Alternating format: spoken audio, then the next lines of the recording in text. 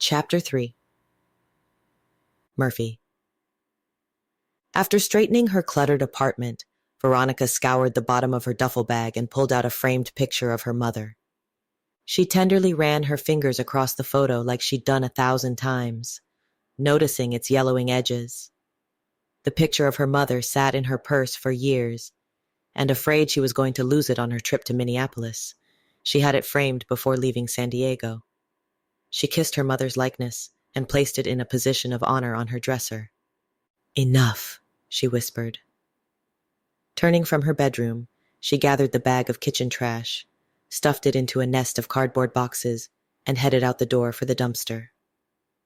After she locked the door behind her, a creaking noise coming from the hall startled her, and she turned to see a brown-eyed man in his 30s toting his own bag of trash. "Must be trash time for everyone," he said, a grin playing at the corners of his mouth. He wore a red shirt and faded, ripped blue jeans, and when he turned to lock his door, she noticed he sported a short black ponytail. "Yeah, I guess so," she answered. "Did you just move in? I haven't seen you around before." "Yeah, just a few days ago." He dropped the bag of garbage near his feet, wiped his hands on the front of his jeans, and extended the smooth palm. "I'm Murphy Norton." "Veronica Austin." She accepted his handshake, taking note of his firm grip and muscular forearm. "Welcome to Palm Oaks." "Brilliant. Even teeth." "Nope. Not a manga, nor vampire. And he is fine." "Thank you." Murphy nodded toward the boxes. "You finished unpacking?" "Yeah, finally." A giggle burbled from her lips, and heat rose in her face. "Quit acting like a little schoolgirl. He's gonna think you're desperate." "Well, like I said, welcome. I think you'll like it here. It's a nice building." "Thanks." "You in college?" "No. Are you?" He nodded. "Yeah, I go to the Minneapolis Tech College down the street. Thought maybe I'd see you around campus."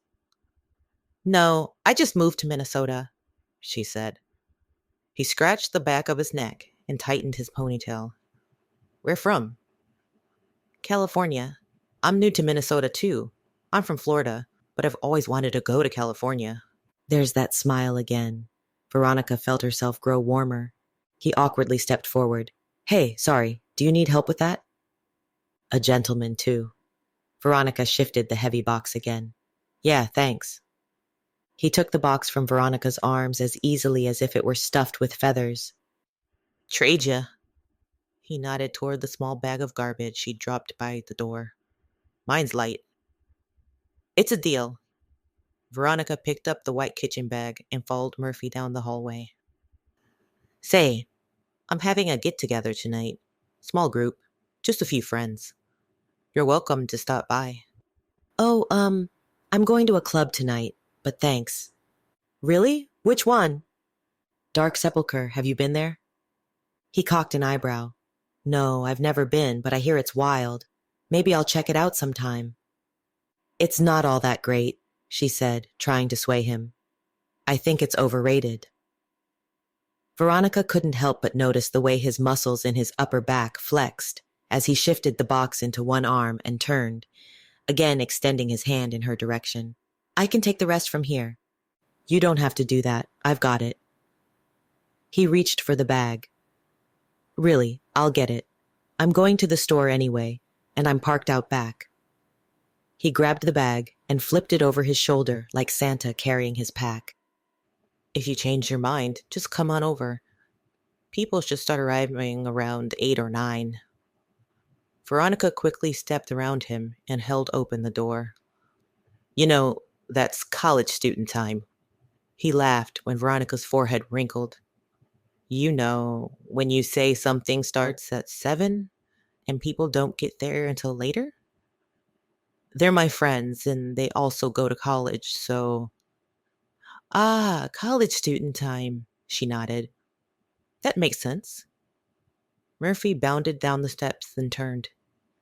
Hey, if you need anything or if you just want to hang out or something, just knock. Veronica nodded and gave a little wave, then watched as he disappeared around the corner. She thought of her experience at Dark Sepulchre. A get-together sure sounds better than that zoo, she murmured. She knew that going there for a second night in a row wasn't a wise idea.